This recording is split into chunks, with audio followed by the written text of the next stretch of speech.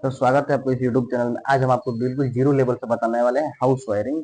आप कुछ भी न्यूट्रल और फेज कुछ भी नहीं जानते हैं, फिर भी हम आपको हाउस वायरिंग जीरो लेवल से बताने वाले हैं। मतलब आज एक पहला दिन होने वाला है हाउस वायरिंग कोर्स का। तो चलिए, सबसे पहले हाउस वायरिंग, किसी भी वायरिंग को करने के लिए हमें दो लाइन की आवश्यकता होती है, पहला लाइन और न्यूट्रल। और मान लीजिए ये एक बल्ब है, बल्ब ठीक से नहीं बन पा रहा था। ये बल्ब है, इसको जलने के लिए क्या चाहिए? लाइन और एक न्यूट्रल, यही दो सप्लाई चाहिए। अगर यहाँ पर न्यूट्रल रहे और यहाँ पर लाइन रहे तो भी कोई दिक्कत नहीं है। लाइन के जगह पर न्यूट्रल और न्यूट्रल के जगह पर लाइन, मतलब पहुंचे, कोई दिक्कत नहीं है। यहाँ लाइन पहुंचे या फिर यहाँ लाइन, कोई दिक्कत नहीं है। माने किसी एक में न्यूट्रल, किसी एक में लाइट पहुंचना चाहिए। अब मान लीजिए इसको हमें स्विच से ऑन ऑफ कराना है, तो ये स्विच क्या करती है? ये नॉर्मल स्विच जब ऑन करते हैं, नीचे की तरफ दबाते हैं तो दोनों कांटेक्ट पॉइंट होते हैं, आपस में टच हो जाते हैं। और जब ऊपर की ओर प्रेस करते हैं, ऊपर की ओर दबाते हैं, ऑफ करते हैं, तो ये दोनों कांटेक्ट पॉइंट हट जाते हैं। बस यही काम है स्विच का, दूसरा कोई काम नहीं है। अब मान लीजिए स्विच से वायरिंग इसकी कैसे करेंगे भाई? मान लीजिए दोनों में से किसी एक तार को एक चूहा काट दे या फिर अपने काट दिया जाए तो ये बल्ब नहीं जलेगा। बात तो क्लियर है भाई। फिर इसको हम जोड़ दें टेप उप लगा के तो काम करने लगेगा। फिर काट दें, नहीं जलेगा। फिर जोड़ दें, जलने लगेगा। भाई कहना क्या चाहते हैं, यही ना सोच रहे होंगे। हम कहना यही चाहते हैं, इसी दोनों तार को हम ला के स्विच में जोड़ दें तो स्विच यही काम करता है। जब ऑन करेंगे तो ये दोनों टच हो जाएगा तो बल्ब जलेगा, जब ऑफ करेंगे तो ये ऑफ हो जाएगा, कॉन्टेक्ट पॉइंट हट जाएंगे, नहीं जलेगा। बात यही है। तो एक बोर्ड में वायरिंग कैसे की जाती है? चार पांच स्विच एक साथ सॉकेट लगे होते हैं, इस टाइप के 5 पिन सॉकेट लगे होते हैं, इस टाइप के जो होते हैं। इसकी वायरिंग कैसे होती है, आइए इसको भी आपको दिखाते हैं। तो देख सकते हैं हमने एक सामान्य बोर्ड की वायरिंग बना लिया है। देख सकते हैं, लिख भी ले रहा हूं इधर, सामान्य बोर्ड।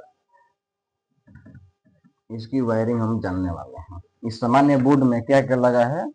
3 गो स्विच लगे हैं, एक 5 पिन सॉकेट लगा है, एक पंखा लगा है, एक बल्ब लगा है। इस स्विच से सॉकेट को ऑपरेट करना है, एक स्विच से पंखा को, एक स्विच से बल्ब को ऑपरेट हमें करना है। तो चलिए इसकी कनेक्शन कैसे करते हैं। इसकी भी कनेक्शन करने के लिए हमें 2 तार की आवश्यकता होगी, पहला लाइन, दूसरा न्यूट्रल। अब इतने सारे तारों का कनेक्शन कैसे करते हैं? कुछ नहीं, घबराना नहीं है। इसका वायरिंग के 3 नियम होते हैं, नियम पर हमें चलते जाना है। सबसे पहले लाइन के वायर को सभी स्विचों के एक एक पॉइंट में जोड़ लेना है। लाइन के वायर को लाएंगे, सभी स्विचों के एक एक पॉइंट में जोड़ लेंगे। मान लीजिए एक स्विच यहां भी होता,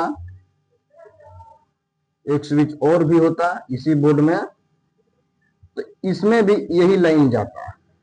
लाइन को मतलब जितना भी स्विच रहे, सभी स्विच के एक एक पॉइंट में लाइन को जोड़ लेना है। दूसरा नियम क्या है भाई? न्यूट्रल के वायर को सभी उपकरण के एक एक वायर में जोड़ना है। उपकरण क्या होते हैं? स्विच के अलावा जितने भी पार्ट्स लगे होते हैं बोर्ड में, अधिकतर उपकरण होते हैं, जैसे कि 5 पिन सॉकेट हो गया, पंखा हो गया, बल्ब हो गया। इसमें एक बल्ब में जोड़ लिया, इसी एक न्यूट्रल को इसमें जोड़ लिया पंखा में, इसी एक न्यूट्रल को इस बोर्ड में हमने जोड़ लिया। जोड़ने के बाद मान लीजिए एक और बल्ब इसमें लगा होता, ठीक से एक और बल्ब लगा होता, तो यही न्यूट्रल हम इसमें भी पहुंचाते हैं। पहुंचा लिया हमने। अब तीसरा नियम क्या होता है? बचा हुआ स्विचों का एक एक पॉइंट उपकरण के एक एक पॉइंट में हमें डाल देना है। तो मान लीजिए स्विच के एक पॉइंट, और जिस स्विच से जिस उपकरण को जोड़ेंगे उसी स्विच से वो उपकरण काम करना शुरू करेगा। जैसे हम देख सकते हैं, इस बल्ब को हम बचा हुआ एक पॉइंट इस स्विच के बचे हुए एक पॉइंट से डाल देंगे। इस पंखा का बचा हुआ एक पॉइंट इस स्विच के बचे हुए एक पॉइंट से डाल देंगे। ये जो स्विच बचा हुआ है, इस 5 पिन सॉकेट के एक पॉइंट से डाल देंगे। ये जो बल्ब है, इस किसी स्विच से, अब इस स्विच से यही बल्ब काम करेगा। और ये स्विच खाली है, मान लीजिए कोई और एक बल्ब रहता है इसमें, तो इसका भी दो तार होता है। न्यूट्रल जो सब न्यूट्रल सब जगह गया हुआ है, इसी से के यहाँ से एक न्यूट्रल इसको दे देते हैं और फिर इस स्विच से दे देते हैं। इस स्विच से ये काम करने लगता है। इस प्रकार से सामान्य बोर्ड की वायरिंग होती है। बाकी फ्यूज इंडिकेटर और बाकी एमसीबी चेंज ओवर, ये सब क्या क्या लगते हैं, डबल फेज, सिंगल फेज, किस टाइप का कनेक्शन होता है। रही बात इस टायर की, इसमें अर्थिंग का कनेक्शन होता है, अभी समझ लीजिए आप, इसमें कुछ नहीं जुड़ा था, जुड़ाता है आगे बताऊंगा आपको क्या जुड़ाता है, इसमें कौन सा तार जोड़ा जाता है। अभी आप समझ लीजिए इसमें कुछ नहीं जुड़ता है।